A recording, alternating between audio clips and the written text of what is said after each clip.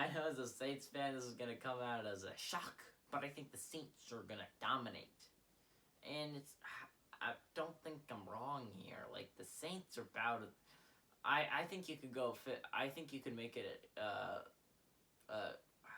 case that the Saints are the best team in the NFC or the Packers. Like those are the two most complete NFC teams, in my opinion. Two teams that I think are the best.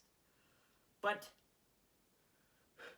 this was supposed to be the matchup of the freaking year. Saints versus Niners, like sign me up for that. But then the Niners just got absolutely devastated by injuries, and you don't need to feel bad, Niners fans. It happens to a team every year. 2 years ago, it was the Redskins. A few years back, it was the Texans. You just look, and the Niners have all the signs. I think the sign is that once you lose your starting quarterback, that's a sign that you're not going to do well.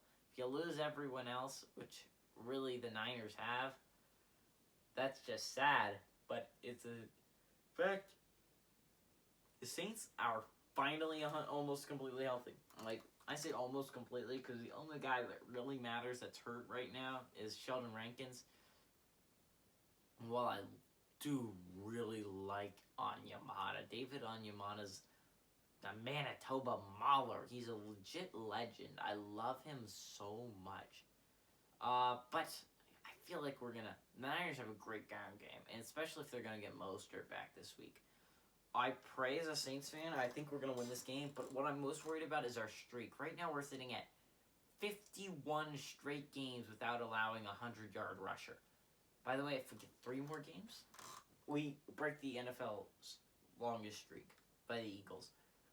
I'm really worried about the streak ending here. I think the Saints are going to have this easily in hand and beat the Niners by more than 9.5 points. Like, if we can lock down Tom Brady, we should be able to stop Nick Mullins. Like, that should be easy defense.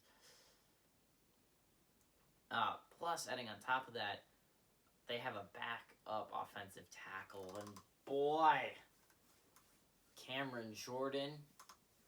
I probably, they're not going to line up that guy next to Cameron Jordan, but Trey Hendrickson's going to eat. And by the way, if you didn't know this, I think this is an interesting stat. Trey Hendrickson is 3rd in sacks in the NFL.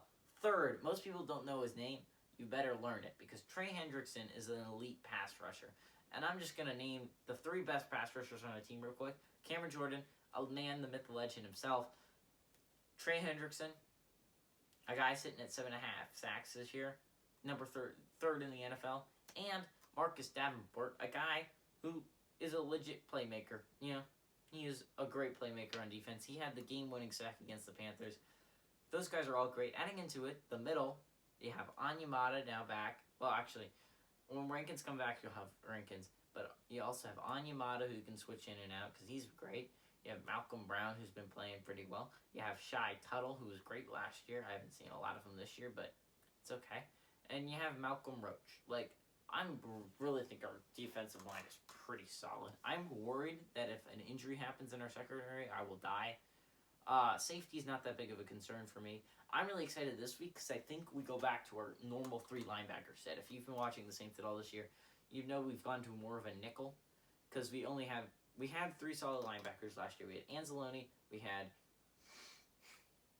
Anzalone, we had Demario Davis, and we had A.J. Klein. But A.J. Klein left to the Bills last year, so we didn't have a solid 3rd option at linebacker. Alonzo was hurt. He's our normal guy that we start. So we went 2 linebacker set with 5 defensive backs. Can I just say that I miss our 3 linebacker set? I'm happy to have it back because we got Quan Alexander, my guys. Anyways, I'm really hyped for this game, mainly because I love watching the Saints dominate. Let's go, Saints. Win more than 9.5.